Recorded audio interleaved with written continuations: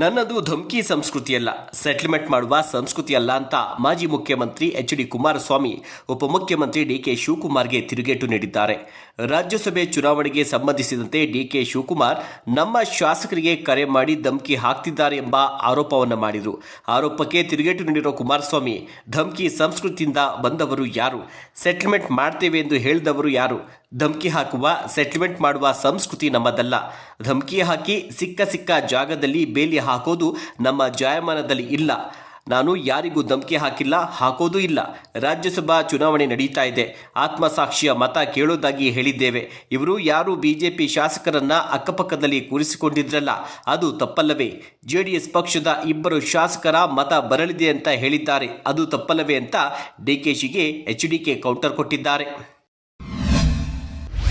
BJP ಸರ್ಕಾರದ್ದು 2019ರಿಂದ 2023ರವರೆಗೆ ದ್ವೇಷ ತುಂಬಿದ, ತುಕ್ಕು ಹಿಡಿದ ಬಸ್ಸು ಮುಂದಕ್ಕೆ ಹೋಗಲೇ ಇಲ್ಲ.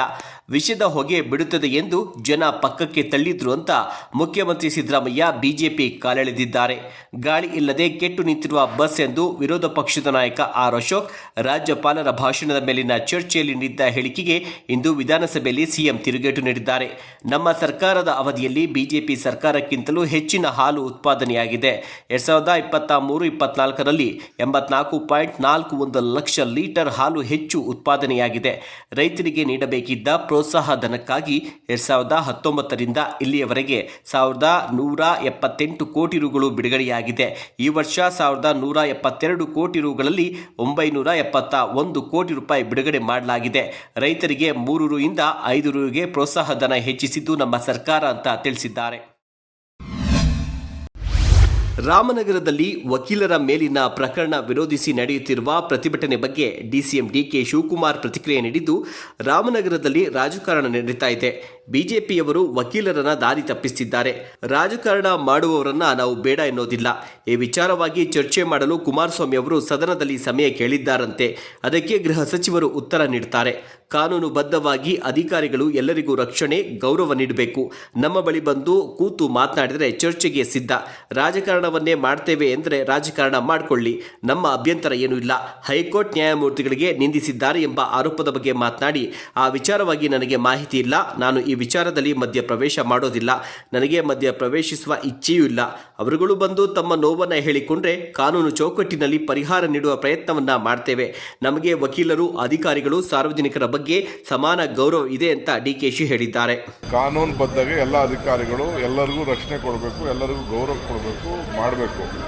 ಬಂದು ಕೂತ್ಕೊಂಡು ಮಾತಾಡಿದ್ರೆ ಏನು ಬೇಕಾದ್ರೂ ಮಾತಾಡೋಕೆ ರೆಡಿ ಇದೀವಿ. ರಾಜಕಾರಣ ಮಾಡ್ತೀವಿ ಅಂದ್ರೆ ರಾಜಕಾರಣ ಮಾಡ್ಕೊಳ್ಳಿ, ನಮ್ದೇನು ಅಭ್ಯಂತರ ಇಲ್ಲ. ಸುಪ್ರೀಂ ಕೋರ್ಟ್ ಜಡ್ಜ್ಗೆ ಬೈದಿದ್ದಾರೆ, ಕಾಮೆಂಟ್ ಮಾಡಿದ್ದಾರೆ ನನಗೆ ವಿಚಾರ ಏನೂ ಗೊತ್ತಿಲ್ಲ. ನನಗೆ ನನ್ನ ರಾತ್ರಿ ನೀವೇ ಮಾಧ್ಯಮದಲ್ಲಿ ತೋರಿಸ್ತಾ ಇದ್ರಿ.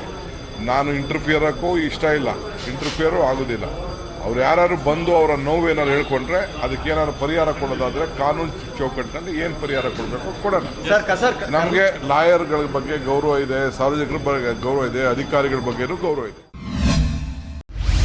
ರಾಜ್ಯಸಭಾ ಚುನಾವಣೆಗೆ 5ನೇ ಅಭ್ಯರ್ಥಿಗೆ ಮತ ಹಾಕುವಂತೆ ವಿಪಕ್ಷಗಳ ಮೇಲೆ ಬ್ಲಾಕ್ಮೇಲ್ ಆರೋಪ. ಬೆಂಗಳೂರು ಪೊಲೀಸ್ ಆಯುಕ್ತರಿಗೆ ಕಾಂಗ್ರೆಸ್ ನಾಯಕರು ದೂರು ನೀಡಿದ್ದಾರೆ. ಶಾಸಕ ರವಿಗಾಣಿಗ, ಪೊನ್ನಣ್ಣ, ಕೋನರೆಡ್ಡಿ ನೇತೃತ್ವದ ನಿಯೋಗದಿಂದ ದೂರು ಸಲ್ಲಿಸಲಾಗಿದೆ. 5ನೇ ಅಭ್ಯರ್ಥಿ ಗೆಲುವಿಗಾಗಿ ಜೆಡಿಎಸ್, ಬಿಜೆಪಿ ಕಡೆಯವರು ಕುದುರೆ ವ್ಯಾಪಾರಕ್ಕೆ ಮುಂದಾಗಿದ್ದಾರೆ. ಗೌರಿಬಿದನೂರು ಪಕ್ಷೇತರ ಶಾಸಕ ಪುಟ್ಟಸ್ವಾಮಿ ಗೌಡಗೆ ಬ್ಲಾಕ್ಮೇಲ್ ಮಾಡ್ತಿದ್ದಾರೆ. ಪಾರದರ್ಶಕ ಚುನಾವಣೆ ನಡೆಯಲು ಕ್ರಮ ಕೈಗೊಳ್ಳುವಂತೆ ಆಯುಕ್ತರಿಗೆ ದೂರನ್ನ ನೀಡಲಾಗಿದೆ.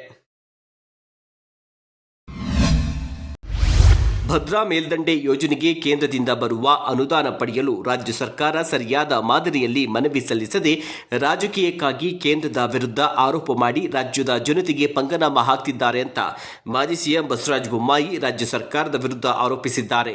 ರಾಜ್ಯಪಾಲರ ಭಾಷಣದ ಮೇಲಿನ ಚರ್ಚೆಗೆ ಮುಖ್ಯಮಂತ್ರಿ ಸಿದ್ದರಾಮಯ್ಯ ಉತ್ತರ ನೀಡುತ್ತಿರುವಾಗ ಆಕ್ಷೇಪ ವ್ಯಕ್ತಪಡಿಸಿ ಮಾತನಾಡಿ, ಬಜೆಟ್ ಬಗ್ಗೆ ಪತ್ರಿಕೆಗಳ ಸಂಪಾದಕೀಯಗಳಲ್ಲಿ ಬಂದಿರುವ ಹೊಗಳಿಕೆಗಳನ್ನು ಪ್ರಸ್ತಾಪ ಮಾಡಿ ಸಮರ್ಥನೆ ಮಾಡಿಕೊಂಡಿರುವುದಕ್ಕೆ ವ್ಯಂಗ್ಯವಾಡಿದ ಅವರು, ನೀವು ಮುಖ್ಯಮಂತ್ರಿ ಆಗಿದ್ದೀರಾ, ಹಿಂದೆ ವಿಪಕ್ಷ ನಾಯಕರು ಆಗಿದ್ದೀರಾ, ಆದರೆ ನಿಮ್ಮ ಸಾಮರ್ಥ್ಯದ ಬಗ್ಗೆ ಪತ್ರಿಕೆಗಳ ಸಂಪಾದಕೀಯಗಳ ಸಹಾಯ ತೆಗೆದುಕೊಂಡು ಮಾತನಾಡುವ ಮಟ್ಟಿಗೆ ಅಸಹಾಯಕರಾಗಿದ್ದೀರಾ ಅಂತ ಪ್ರಶ್ನಿಸಿದ್ರು. 15ನೇ ಹಣಕಾಸು ಆಯೋಗ ಶಿಫಾರಸು ಮಾಡಿದ 5,495 ಕೋಟಿ ಫೆರಿಫೆರಲ್ ರಸ್ತೆಗಳ 6,300 ಕೋಟಿ ರು ಹಣ ಕೊಟ್ಟಿಲ್ಲ. ನಮ್ಮ ರಾಜ್ಯದಿಂದ ಗೆದ್ದು ಹೋದ ನಿರ್ಮಲಾ ಸೀತಾರಾಮನ್ ಈ ಅನುದಾನಗಳನ್ನು ನಿರಾಕರಿಸಿದ್ರು ಎಂದು ಸಿಎಂ ಸತ್ಯ ಮರೆಮಾಚಿ ಕಾನೂನು ತಿರುಚಿ ಹೇಳುತ್ತಿದ್ದಾರೆ ಅಂತ ಬೊಮ್ಮಾಯಿ ಆಕ್ಷೇಪ ವ್ಯಕ್ತಪಡಿಸಿದ್ರು.